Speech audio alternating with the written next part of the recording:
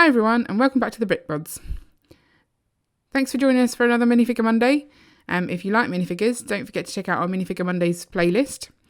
And whilst you're there, maybe subscribe to our channel if you haven't already. This week's minifigure is a Series 12 minifigure, and it is the Swashbuckler. When I asked Ian about this one, he referred to him as a sword fighter, which I guess he is because he's got a sword. And he mentioned that he kind of looked a bit Zorro-esque, but without the mask. And I'm guessing that's based on that little moustache and maybe the hat. He said he liked this one, but is he a pirate, he said? I don't know if that's because of that buckle there with the ship's wheel on it. And I said, well, I think he's a swashbuckler. And he said, well, he can't be a swashbuckler if he doesn't have a shield. I said, what do you mean? And he said, look it up. So I did. I googled swashbuckler to try and work out what he was talking about. And the definition of swashbuckler was someone who is flamboyant with a sword.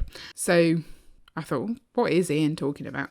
But I googled a bit further, and apparently a swashbuckler used to be someone who was actually a rubbish swordsman. They would be referred to as a swashbuckler because the term swashbuckler comes from swash, which means to make noise with a sword, and buckler, which was a shield. So apparently these guys, they'd wander around with their sword and their shield, and they'd hit their sword on the shield to make lots of noise and kind of just like challenge everyone to a duel. And the website I read referred to them as generally just being a jerk, which I thought was quite funny.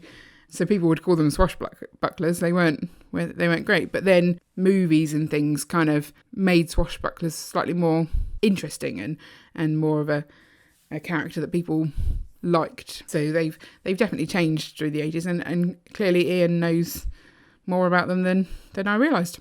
He's got quite a lot of chest out there, and he looks like he works out. He's definitely a nice minifigure, and I'll be happy to have him in our city. I'm not sure exactly where. I don't really think violence on our city streets is a good thing, but we're definitely going to end up with some violence somewhere because otherwise it's going to be a bit of a tame city and not really very realistic. So I'll give him a quick spin round just to check that there's no other details that we've missed out on. I do like his hat. It is flamboyant, like a swashbuckler is meant to be, I guess.